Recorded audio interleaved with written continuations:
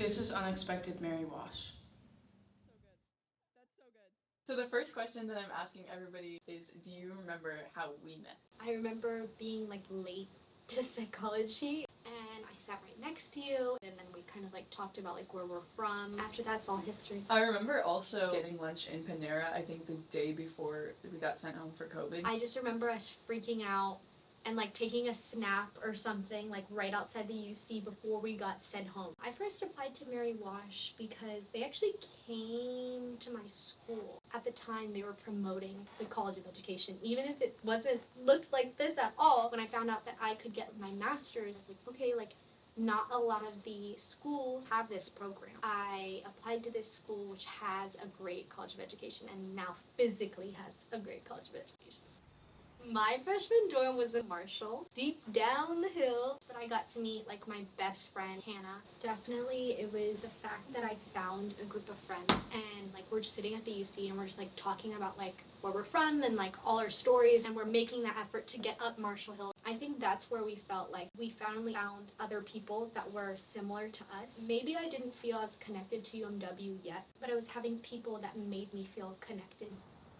I think like very, very little. I knew that I loved like helping and teaching people. At the time my cousins were living with us. I remember like playing school with them and it got to a point where I'm like, what do you want to be when you grow up? A teacher.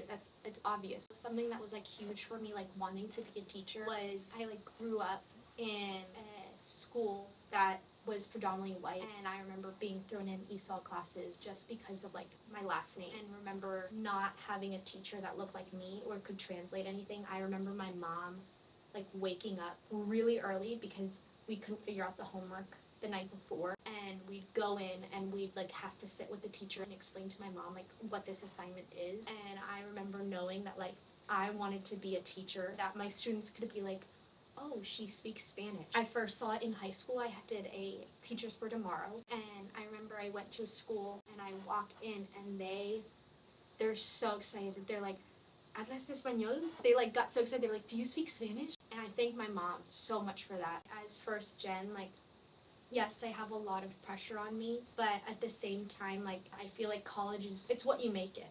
And so I was like, I want to make it an experience, like, that I know my parents will be proud of me because they never got to experience. And I want them to be excited when I tell them, oh my gosh, like I made the dean's list. Even though they may not know what it is because they've never been to college, they can like see it all happen and be like, I never got to do this, but I get to see what she does and I get to live through those experiences.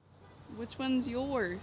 So my degree, my undergrad is in sociology, but I've been taking like education classes since freshman year. It's not really called like a double major, but it's basically like you're just getting in general education and then sociology.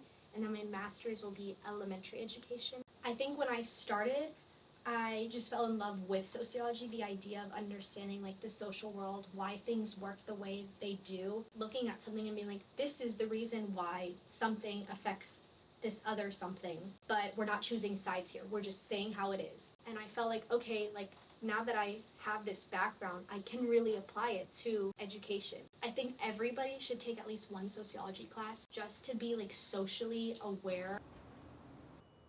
When I got here, I didn't know how to get involved. And then when COVID happened and we got sent home, I felt such a huge disconnection from UMW. I was at home like on my computer and I was like, I don't know any of these people in my classes and I'm a sophomore. But I was like, I want something that like I really like to do. And at the time, like I was getting really involved with working out.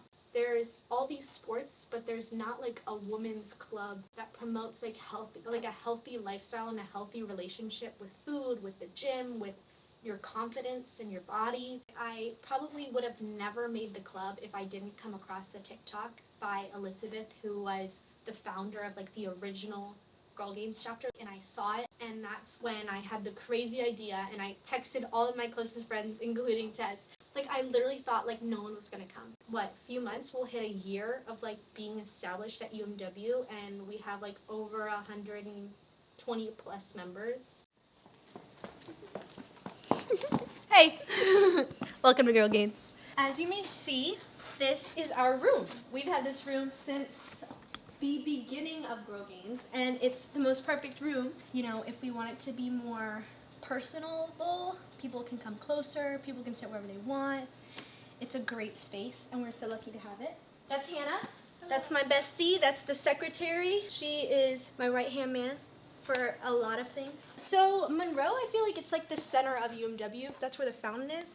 This is like the center. This is like the heart. Usually, the execs sit down here after we've presented for a little bit. We kind of like get to be a part of the meeting as much as we are leading the meeting. Today, we have all about food, nutrition, and fostering a healthy relationship with food and body, which will be led by Tess. I think the coolest thing that I get to see every single day is more and more women at the gym. That was the ultimate goal, and now I just want it to continue. This is my Rachel.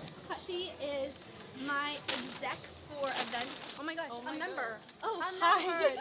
Oh my gosh, look, another girl meeting. Welcome to my office at Campus Rec. I am the program manager. This is actually the fitness center, but we are on the top floor. I oversee the programs at Campus Rec. I have outdoor rec. I have intramural sports, sports clubs, which is Tess's job, and group fitness. And I never thought I would be in this position, and I thank Girl Games because it was after Ladies Lift Night. The directors came to me personally. My ultimate goal is I want to, after my master's, get my PhD and become a professor and teach young adults. And so that job, working with young adults, it's huge because I've only ever worked with kids under the age of 18. What would you tell people, either young Andrea or people who are applying here, just about UMW, about their experience? I think I would tell them that there is a place for you.